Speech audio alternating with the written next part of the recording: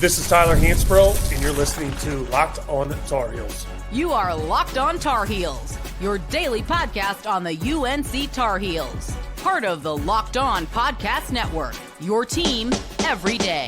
Let's get into a conversation about Carolina's new basketball arena, or what, there were the 6 options proposed back in the fall.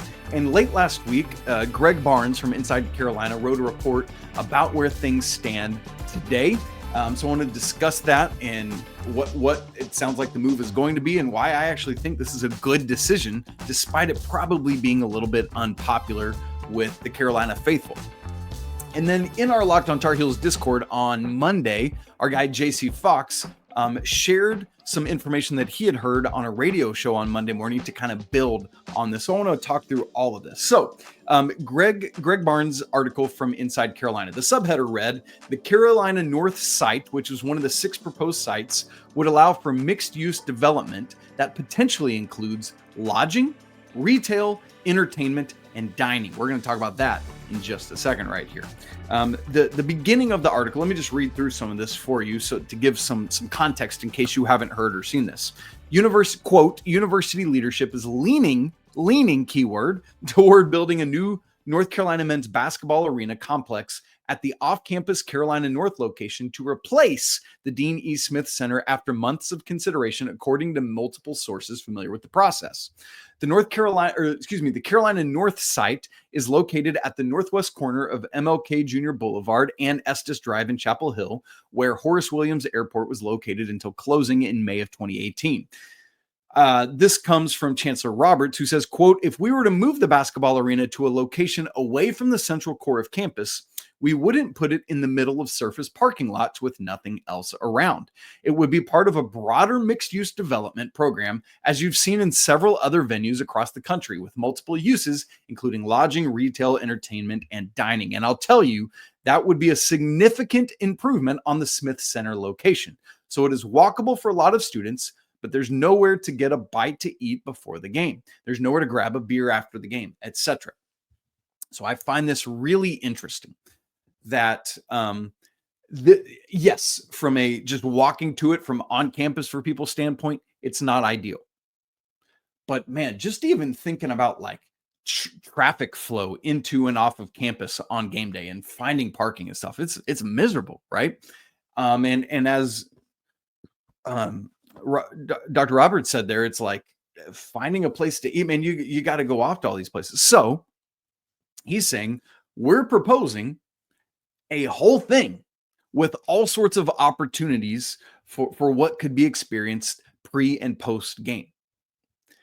And here's what's interesting. Let me now bring in some of the radio conversation that JC heard on Monday morning, which said the main offsite campus is about 2 miles from campus, about a mile from Franklin Street. And here's the kicker for me. The school appears to own a huge chunk of land there, and it had been the location of where they plan to expand the university, as they can't expand their current footprint anymore. So the new stadium, the new arena, would kick off that expansion. They could build it up super nice and then add more buildings and dorms as the university expands. The arena would not be off campus for forever. The university, and I'll get back to that. So I think this is key to recognize that while you're leading out right now, it is leading out because then as things expand and build around it, you've already created like your own Wrigleyville, like what the Cubs have. Or let me compare it to something that I've personally experienced. I've been to Wrigleyville and I like it. But while I understand that we would all love to see the Smith Center stick around, absolutely, that would be phenomenal.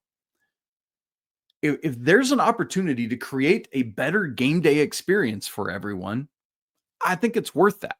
To create, we've got that wine and cheese reputation.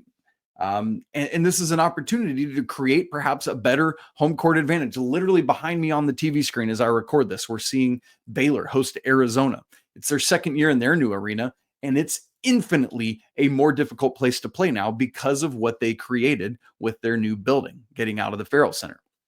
So what I like, I'm a Braves fan. I often talk about this. Carolina, for the Braves, with their new stadium up on the north side of the city, they created this thing called the Battery. So there is the stadium, but then all around it is all sorts of parking in all sorts of multi-tier parking lots. And you've got gajillion dining options. You've got hotel options. And then even out beyond the Battery, there's all sorts of great stuff around multiple points of regress and ingress, whatever those words are, coming in and going out, right? That provide just a better game day experience. And the Battery is phenomenal. Like, it makes going to the game a whole experience, not just like, hey, let's go to the Braves game, but let's go to the Braves game and experience all this stuff around it before and after. I think this is a chance for Carolina, both from an experience standpoint and campus expansion standpoint, to improve everything, to be forward thinking and to lead out. And think about this. One of the things we've been talking about doing is finding a way to catch up financially to the Big Ten, to the SEC in some of those ways. The Braves organization owns the Battery. So all of that is rent space that they then rent out to restaurants and hotels and all that. And the Braves organization recoups that.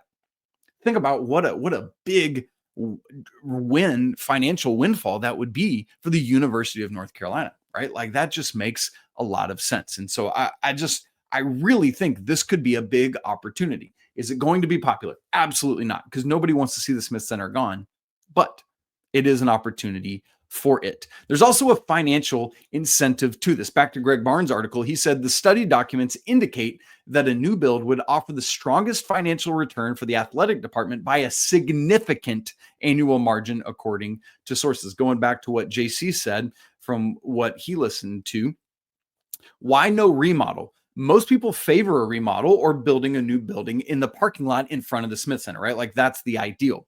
But the study showed that the expense for the remodel would not be cost effective. It would be over $100 million to fix the roof, but would be less if they were just building a new building. Also, the current footprint, as we've just talked about, is too small to add all of that multi-use stuff all around, right? So that's an issue.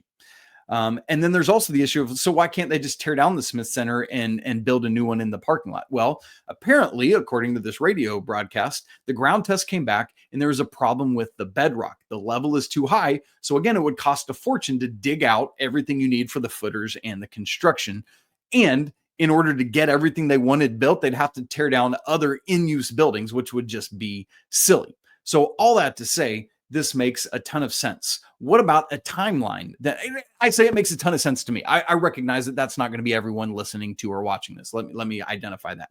The timeline, this is back to Greg Barnes' article. The projected timeline from the beginning of pre-design to the completion of construction is just shy of 6 years, according to sources that Barnes talked to for this article. So, like, it's a long way out. So you got a lot of time to plan and prepare and get it done.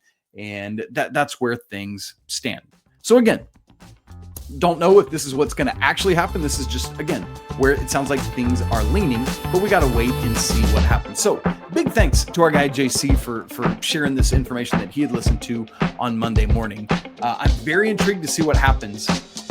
But while it's tough to think about going off campus right now, as you think of campus expansion, as you think of game day experience, I think this could ultimately be a big, big, big win for North Carolina's basketball program to go to the next level and not be this stodgy thing that a lot of people think about and look at.